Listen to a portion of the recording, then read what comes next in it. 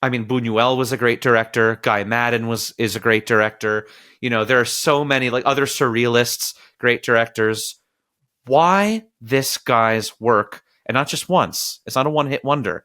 It's one after the other, delivering and delivering and delivering in tone and style. Why does this guy break through, and why is he a perennial figure?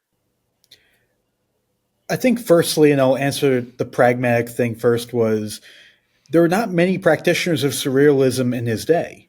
I think that kind of mode had passed well before him in a lot of respects. I Yeah. mean, maybe in Europe there are a couple more surrealists, but definitely not in America. There was no American surrealists at that point. But I think it's why it resonates is there's such a wonderful stew of not even ideologies, because the man was, a defeatist and an idealist simultaneously, and they can shift one way or the other, scene to scene. What do You you know, mean by the that? A defeatist and an idealist simultaneously? Because if you watch something like, not Blue Velvet, because Blue Velvet still has a very like hopeful ending despite how dark that story is. But you look at something like Twin Peaks, where it's this kind of kooky thing and everybody's kind of really over the top and it's got these soap opera-ish elements. But then it can flip the next scene over to like this incredibly dark, seedy underbelly of it all. As if somebody who is acknowledging, and that's the thing with Lynch, where I think a lot of people thought for a while that he had lost touch or was full of shit, where they wanted the dark, edgy, like, yeah, man, the burbs are really fucked up if you look closely. But yet, David Lynch, who was an Eagle Scout in his own right, I think he wanted to believe in the idealism of kind of 50s Americana and the burbs and the promise that they gave. But yet he knew there was something dark under the surface. But he still wanted to believe, but he knew that. And like I said, those things almost kind of contrasted each other. They would play off of each other. They would go back and forth, like I said, sometimes scene to scene in some of his works. So he And I knew think that the cultural was, points to hit, but he also he knew knew the exactly cultural how points. to subvert on those fronts too. He knew how to subvert, but the subversion wasn't what you were. Even somebody who was expecting a subversion wouldn't see that coming. It's almost like, if Hmm. you're expecting A or B, he would sometimes go A to Z, and then back to Yeah, like F, and then G the next scene, but then C the next scene. Like, yeah, he would keep you on your toes, and you most of the time be like, what's going on? And Lynch would just be sitting there going, I ain't telling you shit. I know what's going on. exactly. And I was actually just going to say on those grounds, John, because I remember you and I talking a lot about, we kept using this phrase of even when we don't know what's going on in a Lynch movie, which is a good lot of the time for most normal human beings. He feels like he knows how he's driving the bus and where, right? Even though we don't know what's going on, there's this very strong, overwhelming sense that Lynch himself does. And so we go with him. How do you qualify that in a filmmaker? How did he in a nutshell actually accomplish that? And just a little add on there, because we all as filmmakers want to make I was going to say content. We all want to make stories and narratives that are different, right, and intriguing, and we want to pull the audience in and hook them and catch them and relentlessly pull them into the next moment, and then the next, and then the next, and spit them out at the end, and they think to themselves, wow, what a ride, let's go again. I got so much out of that. I want to do it again and get so much out of it next time, right? And we all have these little intuitions about how we want to do that in our own way. I want to do this. Well, oh, it's not advised to do that. Well, I'm going to do it anyway. And then what happens? Oh, what do you know? It didn't work. But there's a sense in the Lynch films that that's not even in the realm of thinking. It's so personal and integrated into the style. So again, the question is, how did Lynch transcend that whole idea of even restricting yourself to the audience and being able to make the film in such a way where almost no matter what the choice is forgetting fan base, I'm talking about the film itself, people following it because of what's the material inside the movie itself. How did he accomplish that and bring you excitingly into one moment and then the next and the next where you couldn't stop watching, no matter what he did? Yeah, there's a number of things to unpack there. I would argue first and foremost, the main difference I see between Lynch and a lot of Lynch acolytes, or not even acolytes, I'd say imitators that I've seen, and other people who dabble in surrealism. The thing I always catch myself saying is, like we had said, I don't know what's going on here, but I trust that this guy knows what's going on. That was my experience watching Blue Velvet. Which was your first Lynch film watch, right? So, which Adam and I were both in the room for. I lied to you guys about that. I didn't realize I lied. Oh, you wait till the podcast episode to tell us this? So, that's amazing. Here's the context for that. So, it was my first Lynch feature. I forgot earlier that year I had watched another Lynch film, because that was 2020, where,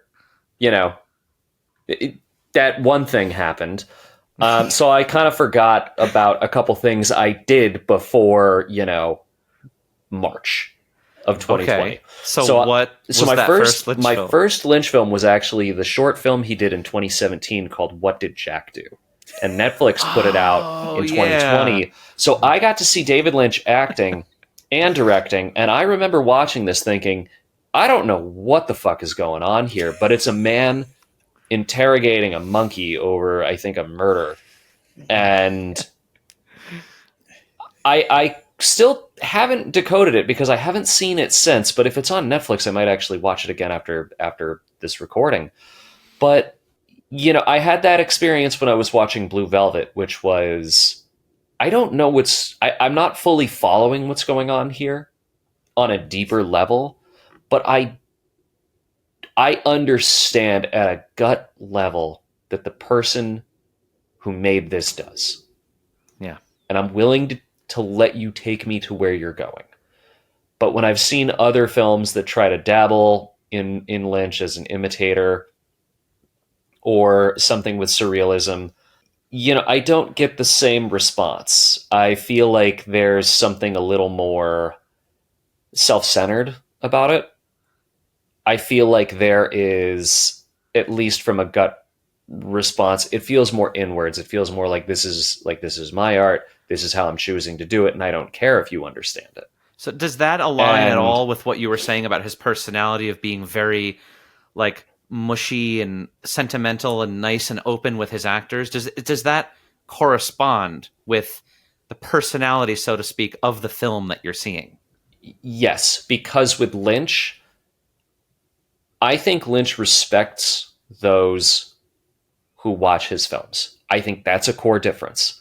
I don't ever feel like when I'm watching a film, there's never this feeling that Lynch thought he was better than us. Mm-hmm. And sometimes when you watch something surreal, you can get into this kind of pretentious attitude. Sometimes it feels like, oh, this person's just doing this because they wanted to do it this way. Mm-hmm. And Lynch's films, for example, I watched Inland Empire last night for the first time. I really could not tell you if you asked me to describe what was going on, the most I could say is they tried making a movie. They were adapting a screenplay of a film that got made before that was cursed, and both actors died, and she's starting to become that character. Maybe. I think. But I was never frustrated watching it, because there never felt like there was this air of superiority. Or that air of the director basically begging you to ask them what it means. Yeah. I have something here. And please ask me what it means, because I have a whole explanation as to why. Right. Again, Lynch wouldn't tell you. Right. Yeah, Right. and If you had that that's the question. feeling I get with Lynch's films, is that there's this feeling of like, I believe in you. I believe that you will figure this out.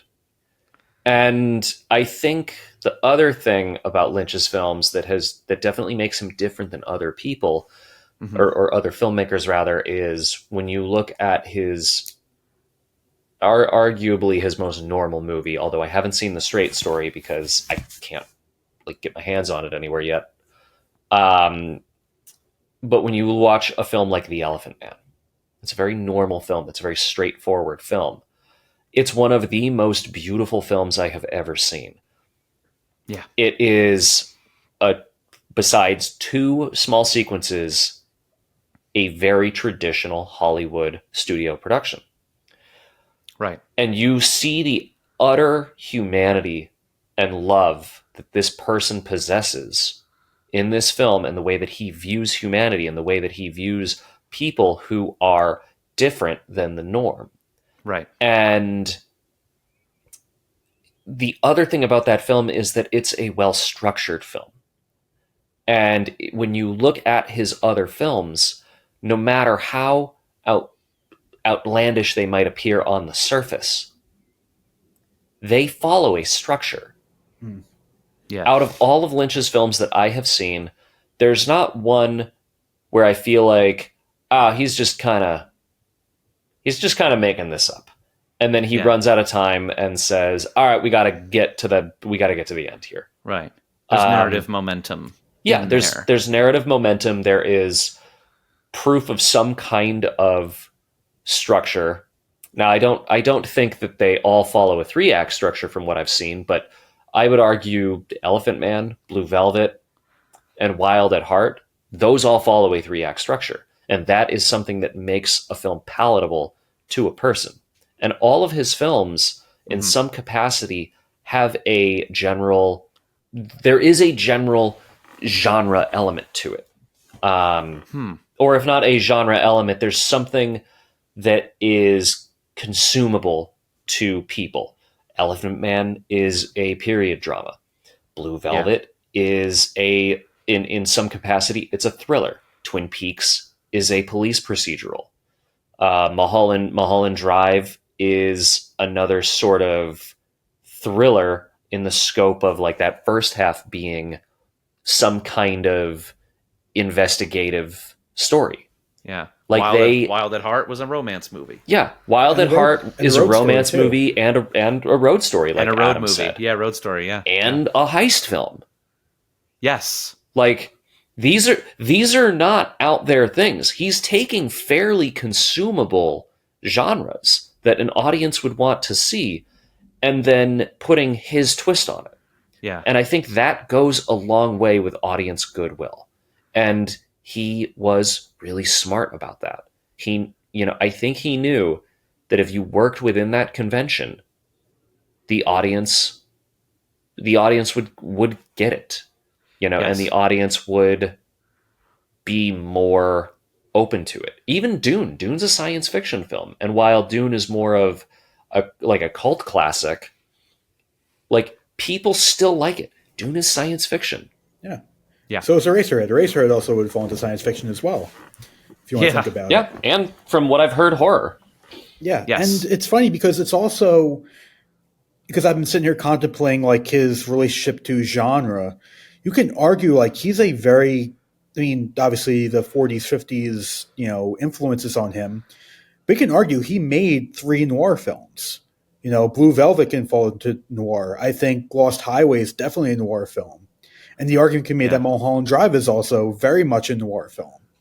Oh, yeah. In a ton of respects. Inland Empire is the only film of his that I've seen where I've said, okay, we're being a bit more... This is his most esoteric film that I've seen. Mm-hmm. Because I will admit, as a cardinal sin, I still have yet to see Eraserhead. But from what I've seen, Inland Empire is quite a bit more esoteric, and I'm trying to figure out what the structure of that film was.